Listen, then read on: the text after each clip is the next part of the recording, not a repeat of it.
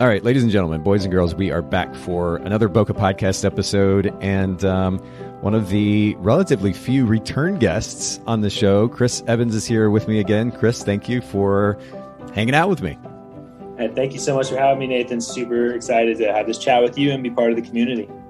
Well, and we actually had you on the show back at episode 289. So for anybody listening in who didn't listen to that first episode, the first interview with Chris, make sure you go back, kind of catch up a little bit. You can get to know Chris a bit, get to know his business a little bit better. And we actually had a conversation. This is back in, I guess, late 2019 or so. We talked about developing strategic relationships for business, and obviously a super important conversation. So we'll link to that in the show notes at bokehpodcast.com. If you're listening in, you want to go check that out. Or of course, you can go to your favorite podcast app, do a quick search, and you'll be set. Chris, in that first conversation, there were a couple of questions that I didn't get to that I've since updated or added to our outline of questions for our guests. So I want to kind of hit those first real quick if we can. Talk to me first about customer experience. And I know this is a bit of a cliche question or topic, if you will, but I think it's super important to continue to keep it front and center. And I love getting different perspectives. Is there a big idea or principle that drives your customer experience? Oh, for sure. It's such a great question. And, I don't think it's cliche at all, because ultimately, like, we are service providers. Yeah.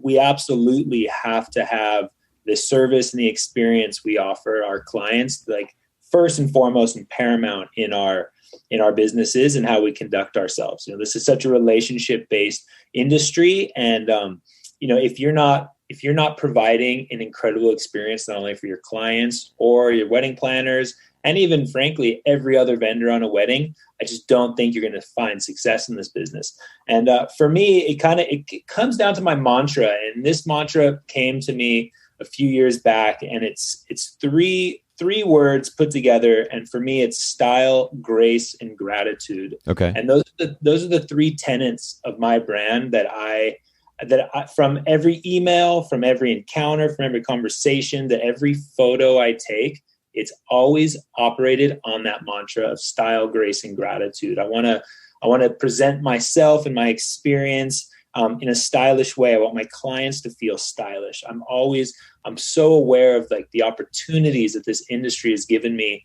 and the success I've had, and for my family's well-being, that I always approach everything with so much grace. And finally, and gratitude. Again, I've been a waiter, I've been a rep. I've done so many different jobs in my life. Yeah. To be able to succeed in this industry, as competitive as it is and how saturated it is, I'm constantly filled with gratitude. So those three tenets have really been paramount for me in my success in my business. Well, honestly, I genuinely I've got your Instagram feed pulled up here, and for anybody listening in, if you go to Chris J. Evans photo on Instagram, just like it sounds, we'll link to it in the show notes, and then you can also go to chrisjevans.com for Chris's website. But I first of all, I certainly see the style that is. In fact, before we even started recording, as I was looking at your site, I noticed it has this very editorial feel to it, kind of big, bold font. And you carry that look and feel over into your Instagram feed as well. I love the style, your grace and your gratitude, that attitude, that mentality. Genuinely, Chris, an interaction, and I don't know if I've actually said this to you before, but since you and I started kind of chatting back and forth on Instagram about a year and a half or so ago, that grace has very much shined through, number one. Two, you've got just a great energy in general about you, which I've had plenty of interactions or listened to photographers that carry a certain air of cynicism and ego about them that kind of, it just frankly gets in the way of a good relationship in the end. And I can only imagine how that might carry over to their clients or potential clients in those interactions. Interacting with you, you get this really positive vibe, super gracious, and I can sense the gratitude certainly in the way that you live and the way that we engage in conversation. I bet it carries over wonderfully to the way that you engage with your clients. It's so important to me that I find people in this industry that are kind, and that I work with people who share my values and too. And it's like, as far as like attitude and ego goes for what we do, it's like, look, Yes, photography is a fine art. It's incredibly hard to really, truly become like a master of it, which I'm not trying to like say that I am or anything, but I can teach anyone new who comes to my team how to take a properly exposed photo in a relatively short amount of time, especially with digital now. It's so easy. So, for me, like, to have an attitude or an ego about actually like taking photos, like that's not where the confidence comes from. For me, it's really the confidence in the experience and how I make people feel in order to make those photographs, not to take those photographs. So it's like, I'm such a believer in my photos can only be made when I create that safe, beautiful environment where my clients feel so like special and center of attention and so beautiful and so safe just to be themselves. Like that is where I take all my pride from and what I do. Well, and that sense of safety is rooted in the idea of trust too. But if you show up with the graciousness that we were talking about and ultimately treat them with kindness consistently, you follow through on the expectations which you've created for them, then naturally the trust comes and that sense of safety comes. I think it's a beautiful description of the experience that we should be creating for our clients. And it bears repeating over and over and over again. So I appreciate you sharing your perspective on that. Sure. But the other thing that we talked about one of the things that we did talk about in the last episode was time management. I don't know that we got specifically into delegation. We talk a lot about the idea of delegation and outsourcing here. Naturally, we do so because I own an editing company, Photographers Edit. But at the end of the day, I think the biggest time savings really that come as a business owner that come into our lives and our businesses is this concept of delegation. And it's not just about editing. It's about, administrative tasks, email management and calendar management, communication with clients. And then of course there's album design and accounting and the list goes on. Is this idea of delegation something you've experimented with in your business, and have you found any success in it? Yeah, definitely. So the first one that really changed my efficiency was when I went over to Honeybook. And this could be true for any CRM, but, Sure. But for me, when I had the ability to create at least the initial 3 to 4 steps from the inquiry to getting my menu collections and what my offerings, the ability to streamline all that included with the retainers and the payment programs and the contracts, that right there was the first real big game changer. And I've been on Honeybook kind of since the beginning over there. So they've been really great for me, my efficiency. As soon as I get out of that first part, then for me, I'm really 100% hands-on. Like I've had, minus pandemic times, I used to have much more work going out for outsourcing of calling and everything like that. But with this last year and the limited amount of work, the things I have done, I've brought everything back in-house again. Okay. And when I can have that personal touch, yes, it takes more time. But when I'm having that personal touch myself, it's really the combination of outsourcing the first part, like just like the repetitive business stuff of it, that's really helpful for me. But then once it comes to the actual work and the actual interactions with the clients on the phone and in person, I've really been enjoying bringing that all back home and keeping it just from me to my clients again.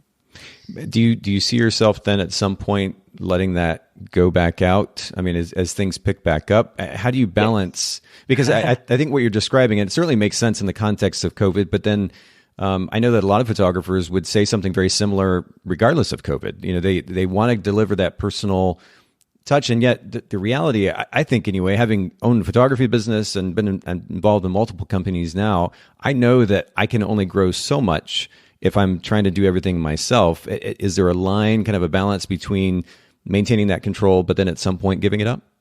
Yeah, I'm definitely going to be moving back to that direction once things are back into full steam. I was doing, pre-COVID, we were doing over 100 weddings a year in my company between me and my associates. So yeah, I definitely relied on a lot of people helping me with my calling. I would still do all the finals. Even when I'd have a gallery come back to me, called and edited, I would still find myself going through the entire gallery and still making micro edits. So, wow. And that works for me still, because I love to be able to have that final, just like executive like decision on the color or the crop or whatever it may be. So moving forward, I'm definitely going to get back into having my full calling team in place. They send me the final galleries, and then I'll still do that final once over to make sure it's all up to what I think is great. Okay, cool. Yeah, I mean, 100 weddings. Wow. and Yeah, it was how wild. times have changed, right? But I'm hearing kind of sparks of encouragement, if you will, and who knows where we'll be when this episode actually airs. But certainly numbers seem to be coming down a little bit nationwide. I'm hearing that certain photographers are, and they've even got a fully booked season. In fact, I was just chatting with my team earlier today, and our head of customer service was chatting with a client who's got 20 some odd weddings booked for this year. And I know that they're not alone. It seems to depend largely on the location that you're in as well. But I'm just hoping that we can kind of get some positive and forward movement as we go forward. I think we all kind of need that. Definitely. And, it is really happening. I have because I had all my weddings from last year. I had 53 weddings from 2020 postponed to 2021. So I already had a really full year, and they all starting in like just a few more months from now. April, May is when things kind of start to get busy again. Okay. Since I had just moved back from Maui, I'm in California now, up in Ventura. But most of those weddings are all in Maui, so they're destination events. So it's going to be a lot of travel. It's going to be a little tricky, but to me, it seems like we have a lot of movement right now. I've just in the last 3 weeks booked about another 15 jobs for this year. Whoa. So yeah, we're moving forward, and I'm feeling really positive again. Oof, that's encouraging to hear as well. Man, I mean, I know we've all kind of been on pins and needles, and it was tough, especially when personally for Photographers Edit, for example, we kind of hit bottom as far as the numbers were concerned. I think it was around April of last year. And then we slowly started to see increase from there, but we certainly aren't back to normal levels at this point. And it was a tough thing too, because I know that photographers are not shooting, and so naturally, there's little that we or that I would want to do as far as promoting our services in the context of that. Because the last thing they need to hear is, "Hey, you should send out your editing." It's kind of a funny place to be in. Especially as they're not shooting. So I've tried to be patient in the meantime, and but at the same time, I'm of course, along with other photographers, hoping for the growth again and seeing these weddings pop back up and people getting back to shooting. The biggest thing for me, I'm hoping for photographers, is that they are able to get back to some sense of normal, because this has been a pretty stressful time. And I think this is a great segue into what is our main focus today, talking about how you managed that. I mean, it's been about a year or so since COVID really hit the U.S. hard and began to affect our industry and our economy. I want to talk a little bit about how you dealt with that, because you said you're used to shooting about 100 weddings a year. You had 50 some odd last year, and did they all get rescheduled for this year? Yeah, I had everything got rescheduled this year except for 3 that just outright canceled. Okay. And then I've had maybe 2 or 3 more that have decided to postpone one more year, even from to into next year, 2022. Okay. Well, I know that I certainly don't want to beat the topic to death. COVID is something that we've all been hearing and talking about nonstop for months and months now. But what I'd love to do is kind of focus on what we can do despite COVID now, but also use these ideas, these lessons, and what you've learned through this process, Chris, to help us think about how to deal with tough times in the future, because they're going to come at some point in one way or another. I'd love to focus on the idea of going with the flow during tough times and then taking advantage of lulls in business to grow personally, professionally. But you actually mentioned to me leading up to our conversation today the significance of reflection. And, it's easy for us, and I've certainly been guilty of it, in stressful situations to just simply react to whatever's going on. And when we just react emotionally, it's not always the best response. I think the idea of taking a step back and reflecting is super important. I'm curious how you approach reflection.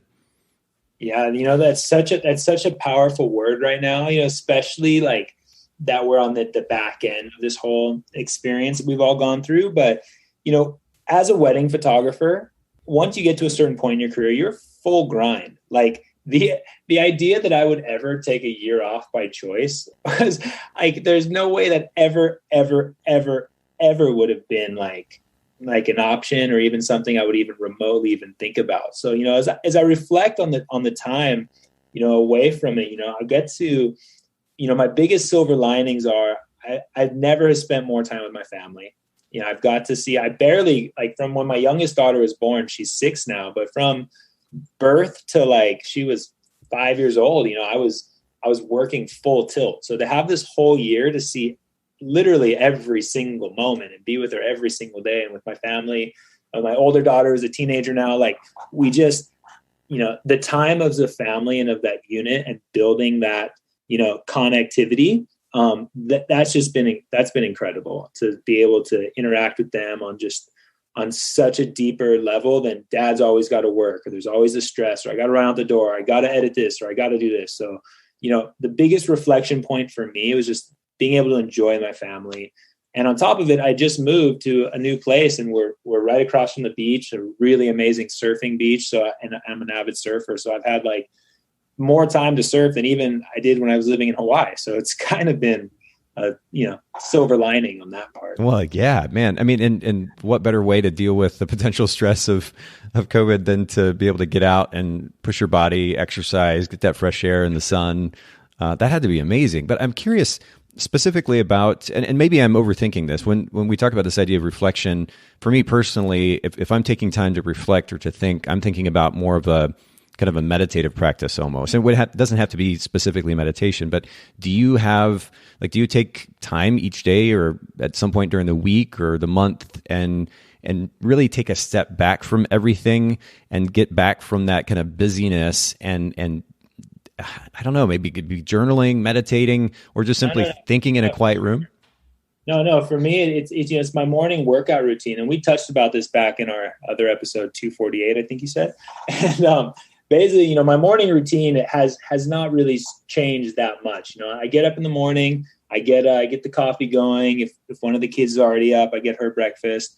And then I'll head down to the beach. I got a couple of workout buddies up here. We go on this really awesome 2-mile beach run. We hit the lifeguard towers. We'll do burpees, we'll do exercises. And then at the very end of it, there's this really great jetty that runs out on the ocean. So we'll run down there, we'll do our thing, and then we'll do a 10-minute meditation. Just breathe in the salt air, listen to the birds flying, wow. And be still and be quiet. Yep. And by the time you come back, you've pushed your body, you found some inner peace, and then you're ready to, we touched on this again on last episode, you're ready to take on the day because anything else that could come your way is easier compared to like pushing your body like that. Huh. That's interesting. And what a combo though, too. That's brilliant. All right. So we're going to talk about how to go with the flow, take advantage of lulls in business. We're going to get into the nitty gritty of those topics in just a second. But I realize that it's way easier to do those things, to think more proactively when we're not also stressed about how to pay next month's bills. Yes. Talk to us a little bit about important steps photography business owners should take today to better establish themselves and their businesses financially to hedge for potential future economic downturns again. I mean, COVID is terrible right now. The reality is we may be hit with something down the road. Before we talk about these ideas of going with the flow and taking advantage of lulls, talk to us a little bit about how to set ourselves up financially to be in a better place if we ever face this type of situation again. Yeah, definitely. It's such an important question, because we are most of us, we're solopreneurs. We don't come from trust funds. So, we really are each job's paycheck is how we're getting paid every time. Right. So one of the biggest book that changed my life was Profit First by Michael Michalowicz. Okay. And we definitely got a link to that. It literally was an eye-opening experience for me where in a nutshell, it's basically a way of hiding money from yourself and setting up multiple different bank accounts, all for different purposes. And then every time you get paid, you're allocating funds to each of those accounts. Okay. So at the end of 2019, it was my biggest year I ever had in business. So I'm really fortunate for that. I had set myself up in a way where I had stashed so much money all around from myself that once the pandemic started, I was able to find different accounts. It's not like I didn't know where they were, but I had different accounts. I had different accounts for different things where I always knew that throughout the year, I'm just stacking the account that I pay my mortgage out of, or I'm stacking my account that my car payment comes from, and from this comes from. So I always knew in a snapshot, where my money was for exactly what, instead of just looking at this big well where it's oh yeah, because if you look at your bank account and you see, X amount of dollars, you're oh yeah, I can do whatever I want. But interesting. You forget sometimes that, okay, well, 4,000 is going to your mortgage. You got, it's 1,000 in car payments. You're going to have health insurance. So separating all that out was one of the first very key steps. The second most important thing that I did was I structured my business as an S corporation. So for the last 5 years, me and my wife, we've been on payroll for my company. So when all this hit, I was able to actually draw unemployment off of my own company, which I know so many of my photographer friends had not structured their business like that. So They hadn't paid into the system in order to reap some of those like benefits that we pay. That, unemployment, it's not just money from the government. We pay into it every month out of our paycheck. So the ability to get that money back, and on top of it, the help the government provided and all those little things, it all added up, and it really truly was the biggest difference in this year from keeping a roof over my head and staying focused and not having that stress every day of how we're going to put food in the fridge.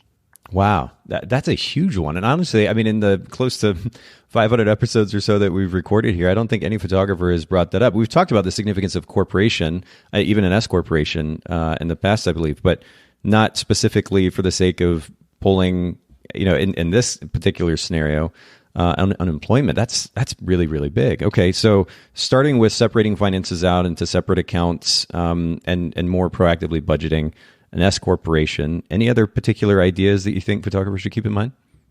I think moving forward, one of the biggest things that I learned that I'm permanently changed for the better after this experience was really getting down to, is this purchase a need or a want? Okay.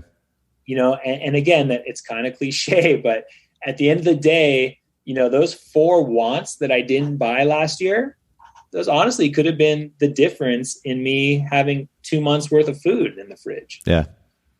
So really thinking about purchases moving forward. And look, we only have one life to live. I don't want to be a cheap guy. I love spending money. I love buying things, but at the end of the day, it's just like, do I really truly need this? Will it really truly propel me forward? Or is it just something to satiate this quick little dopamine fix and then not that important, know? So for me, it's just really getting into a new state of aggressive savings. Once I'm back to work this year, it's like, I'm really going to focus on the most aggressive savings plan that I've ever instituted before. Wow. Okay. That's good. And you're right. It's that dopamine hit. I've certainly gotten caught up in that before. I'm like, oh man, this is really cool. And I would really like this. And it would and you start to kind of create reasons why you should quote unquote should purchase it and kind of follow that rabbit hole. It's a distraction. It is an effort at getting a bit of dopamine. And in the end, it isn't necessary. And taking a step back and being honest with ourselves, developing a little bit of self-awareness, differentiating between the needs and the wants. That is definitely important and a good reminder. What I'll do is I'll add something to my cart, like in Amazon, but then I'll be like, okay, I'm not going to buy it today. Yeah. And then the next day I'm on there, I'm like, looking at my cart, I'm like, I don't need it today. Yep. And sometimes just seeing it in my cart is enough. I don't actually need that, zigzag planner or something for some plant to go in or something. I don't know.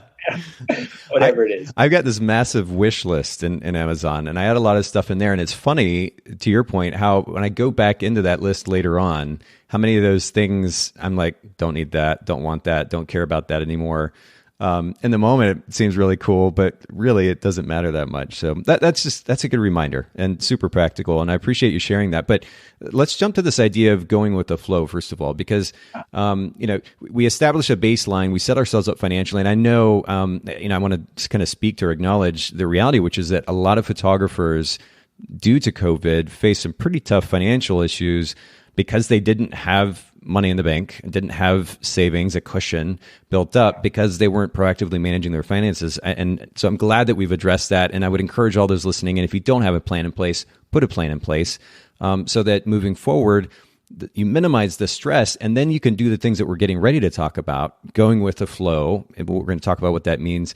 And then ultimately leveraging these downtimes for the sake of your personal life, for your business. There's a quote that I've mentioned, or at least alluded to previously on the podcast by Bruce Lee. And he says, and then I'll read this word for word. Empty your mind, be formless, shapeless, like water. You put water into a cup, it becomes the cup. You put water into a bottle, it becomes bottle. You put it into a teapot, it becomes a teapot. Now, water can flow or it can crash. Be water, my friend. And that last phrase or sentence, be water, my friend, is the one that I've alluded to in the past. But I love this picture because the reality is, water, in a sense, can kind of bounce back from everything, any and everything. It does literally go with the flow. I'm curious, Chris, for you, and especially in context of COVID, how do you go with the flow? What are some key principles that have enabled you to do so? I was in a bit of a unique situation when we moved here last year. I had already, and this is all part of going with the flow, I had already sort of like set in motion my new mindset of the year. It's not going to be a growth year, because for years and years, my success was always predicated on, is it growth? This year, for 2020, I'd already put in my head that this was a transition year. So whatever happened. I was transitioning to a new market. I was already prepared to not make as much money. So I was already kind of going with the flow of whatever was going to happen. And I'm so happy that I had made that mindset before all this even happened, because it already set up a flow stage for me. And then on top of that, just getting back into like the old school concept of the sliding doors mentality. No doors ever close. They're just going to open to a different room. So for me, I just kept trying to find like different sliding doors. Like, okay, I got a mailer one day from a real estate agent. And I was like, they need photos. I got nothing to lose. I'm sitting at home. Hey, what's up, man? I'm Chris. Do you guys need any real estate photos? Turned out to not only build an incredible friendship and relationship, but also I got a great amount of work for, a couple months from that little door. Reached out to different planners doing maybe micro weddings and elopements and things like that. So I wasn't doing like, the 100-person giant galas, but now we're still working, So it was all about sliding doors, going with the flow. You don't always have to change lanes for more. Sometimes just changing lanes even for less is still, it all works, and as long as you're always open and you're rolling with it, like that business wise was how I really went with the flow. Personally wise, I took advantage of the time to, as a still photographer, most of us have cameras that can do high-end video. I've always had a video team as part of my offerings for the last couple of years, but I personally was never the one doing videos. So I used this downtime. I taught myself how to do videos top to bottom, bought the gimbal. That was something I ended up needing. So I bought the gimbal, taught myself video. So a few jobs had popped up during COVID where they already had a photographer but needed a videographer. So I was able to slide that door right into there and start booking work as a videographer as well. So wow. I definitely implore any still photographer, teach yourself video top to bottom, and any videographer, teach yourself stills top to bottom. It will double the potential clients you can pick up, which is like amazing. And sometimes I've even sold like a combo package where if they want to keep the COVID footprint really small, I can do both photo and video, one-man show, which has also been pretty incredible.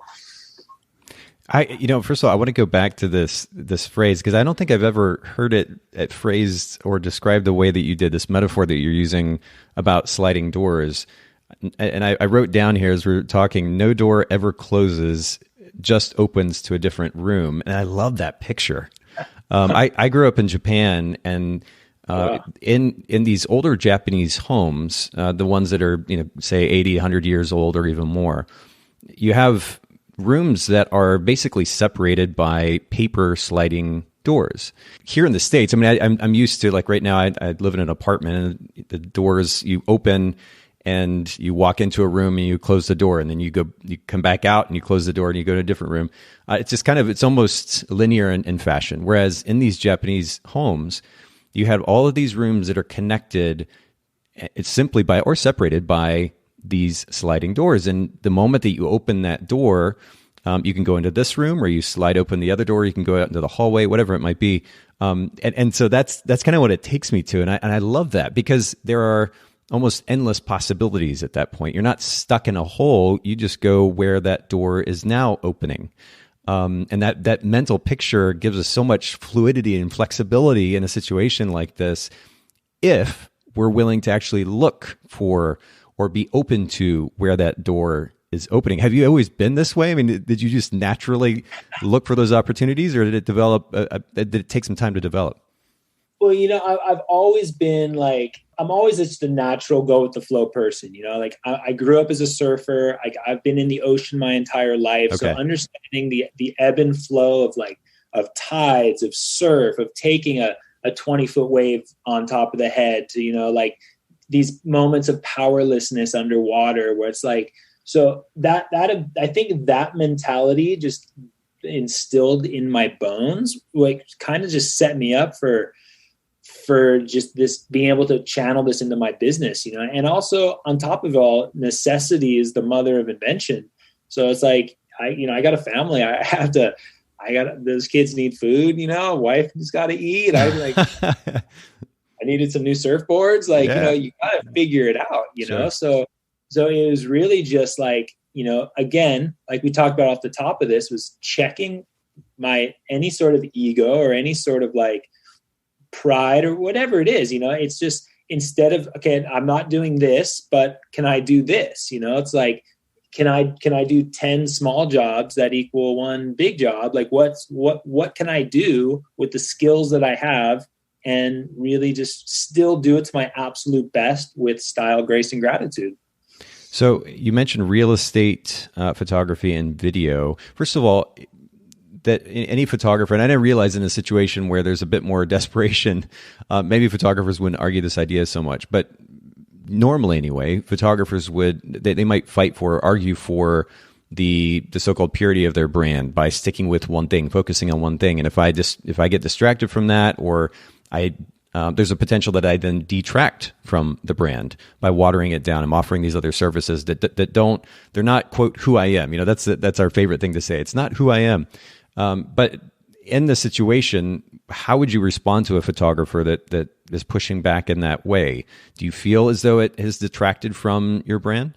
I think at the end of the day, you got to ask yourself, are you running a business or are you running a look at me company? And I hate to be so blunt about it. No, it's good. It's good.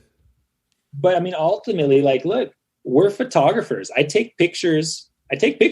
Like, I prefer, like, my first choice is taking pictures of couples on their wedding day, but I take pictures and that's what my business is. So if there's business to be had, I want to go and get it, and obviously if a job comes in that I feel I'm not the best for, I'm going to recommend someone else who is the best for it. But at the end of the day, we are in the business of taking pictures. So I think if you have any hang-ups about what it is that you want to do, then you're not actually running a business. I'm definitely, this is very Instagrammable and quotable and add to a t-shirtable. Are you running a business? Send me a royalty. I'm good. Seriously. Well, this is really good though. And I mean, certainly I will take it to heart, and I think all of our listeners should as well, because this idea, are you running a business or are you running a look at me company? It's so easy as, artist types to get caught up in our brand. And again, this idea of, quote, who we are, which so many people in our industry and just in our culture in general spend this time looking for this nebulous idea of who they are, when the reality is they have the ability to make a choice and ultimately structure their life, frame their life the way that they want to. Nobody else has to decide that for them. No idea or book or test, personality test or whatever it is. They can choose to be who and what they need to be and want to be. And so in this case, if photographers are running a business and if they need to pivot, to flex, to flow in a situation like COVID, the last thing that we need to think about is our ego and the so-called brand that we're trying to protect. What we need to figure out how we can do is to utilize the strengths that we have, the tools that we have, ultimately to serve potential clients. And in this case, you did so with real estate photography and video. Is this real estate photography, for example? Are you going to market this actively, or is this just something that you are taking advantage of an opportunity for during COVID? How do you find a balance between, I guess, back to this idea, watering down the brand and making sure that you're actively offering the service, which is kind of filled in the blanks for you? I think of it as adding water to the brand. Definitely not water. It's not something that I'm going to promote. I don't have a real estate tab on my website, but it's something that, when we're in a pinch, and we need to make money, like I said, we're photographers. We take pictures. Yeah. Like that's what we do, so it's like, I'll never show, I don't have no need to promote those pictures. That one connection led to a few more. So it's just some word of mouth. And if they call me, if I'm available, cool, I do it. But, that connection referred me a wedding client. That connection referred me a fashion client. That, it's just anytime you can perform your craft for someone, regardless of what your primary objective is, and you deliver with your experience, you're going to gain, your net becomes infinitely wider every single time, so, and, I have my brand, I have my tenants, and people know when I show up, if I'm showing up to shoot a teacup, it's still me and it's still my brand, and my brand is fully represented. If I'm showing up to shoot a house, it's still me and my brand, and I'm fully represented, so I would implore all of our photographers out there during lulls from actual weddings or portraits, put yourself out there and make some money with your camera. It's what we do. I want to ask you one more question about, you talked about real estate. You also talked about video. There are some components of still photography that we can translate to video. And I think too, if anybody listening in is the go-getter type, the one who's glad to sit down, pull up Google and start looking through websites and YouTube and so forth, looking for the information necessary to learn the skill set and the workflow to be able to offer this video service, then there's opportunity there. We can learn these things. But are there any particular resources that you found helpful when it comes to learning how to be a videographer? I was really fortunate because I had built over the last few years an incredible in-house video team. So I had a lot of my own resources to reach out to. I'd call my guys, hey, I want to do this. How do I do this? Blah, blah, blah, blah, blah. So, they were able to really get me up and running pretty quickly. But for everyone else, we know one trip to YouTube and you can become a master of anything you want to. Yeah. Yeah. I think it's just the confidence of being like water and taking that sliding doors. Like I did a job, earlier in the year where they just hired me for video. And it was my first time I was hired to do video, just me doing video. And I showed up with all the confidence I have of doing my 500th wedding, wow, doing something new, just because I still know that it's me, it's my brand. I'm representing what I do. And I know that what I do, I'm going to think is cool. So at the end of the day, you just, obviously you want your clients to think that what you do is cool too. That's why they hired you in the first place. All right. Well, we've talked about this idea of going with the flow. And honestly, you've spoken to this already, but maybe we can dig into it a little bit more. You referenced the lull in business and leveraging that downtime to not only improve your business, but even your personal life as well. I think you've alluded to a few ideas already, but I'd love for you to kind of expound on this idea. What are certain ways that you leveraged this downtime in the last year for both life and business? For sure. It sounds a little funny, but I boiled it down to the 3 R's. Okay. That's the reset, relax, and recharge.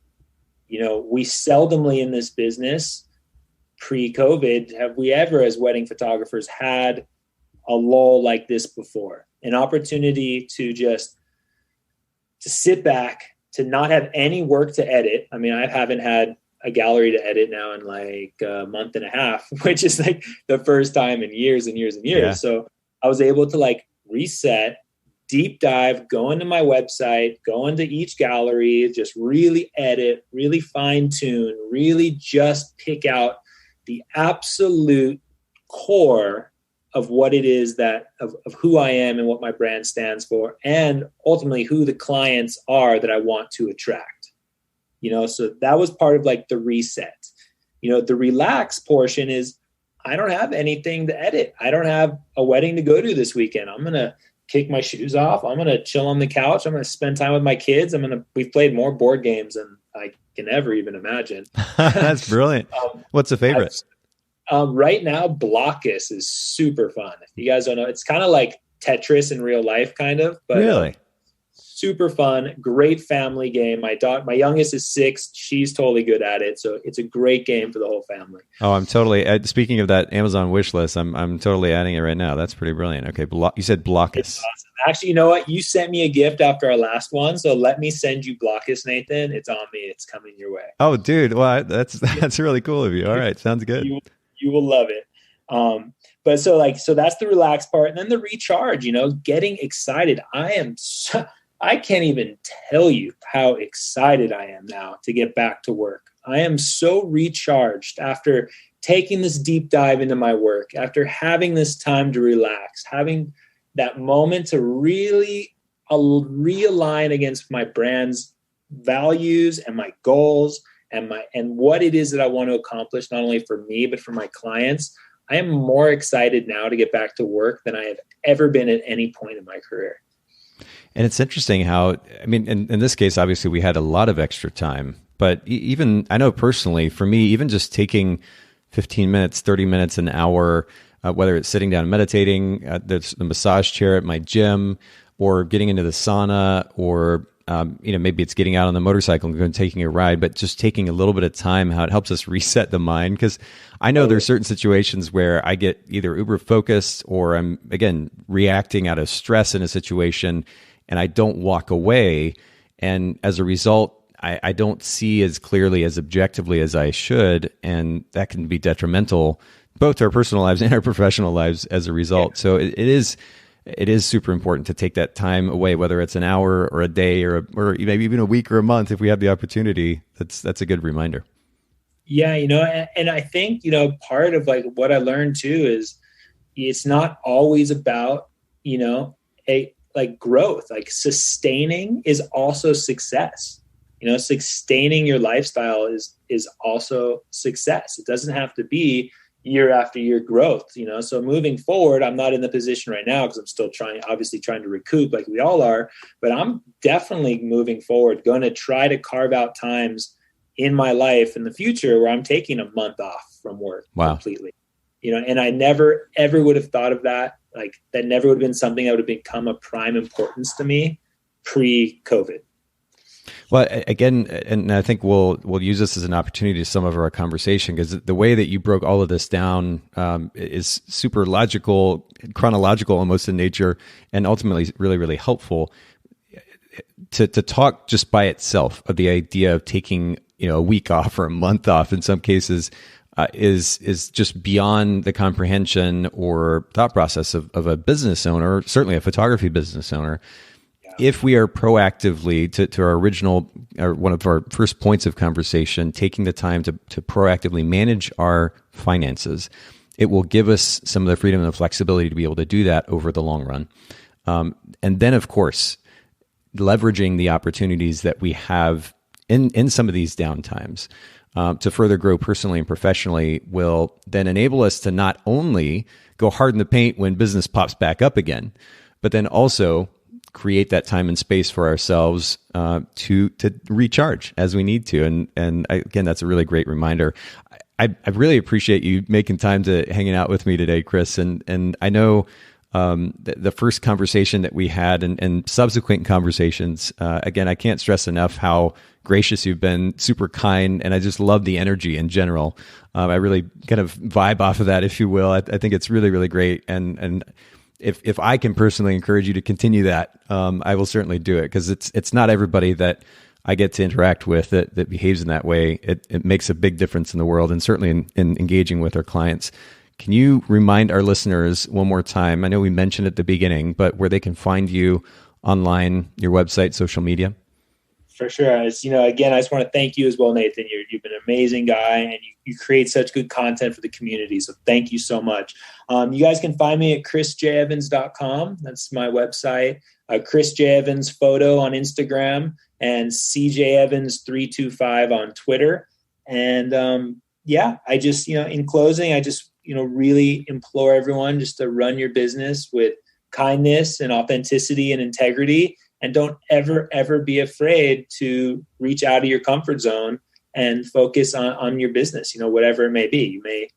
Don't be afraid to shoot something that you don't normally shoot. It will only make you better. Brilliant. We're going to put all of this in the show notes, bokehpodcast.com. For everybody listening in, make sure you take advantage of the show notes, the talking points, the resources, the books that we mention. Look for all of that in the show notes. And you can also, we mentioned a couple books today, but you can also take advantage of the Bokeh bookshelf. You just go to Bokeh, bokehbookshelf.com. Some of the most popular books that have been mentioned on the podcast are there. If you're looking for something to read, you can check that out as well. This has been I really appreciate your time, your graciousness, Chris. Thanks again for hanging out with all of us today. Nathan, thank you so much. And everyone, Godspeed, and can't wait to see everyone get back to work. Thanks so much, photographers, for listening to the Bokeh Podcast. Will you let us know what you thought of the show by leaving a review of the podcast in the Apple Podcast app? And I'd love to hear from you personally with your thoughts about the podcast and suggestions about future topics and guests for the show. My email is nathan@bokehpodcast.com. Make sure to visit our sponsors, photographersedit.com, custom photo editing for the professional photographer, and miilu.com, that's miilu.com,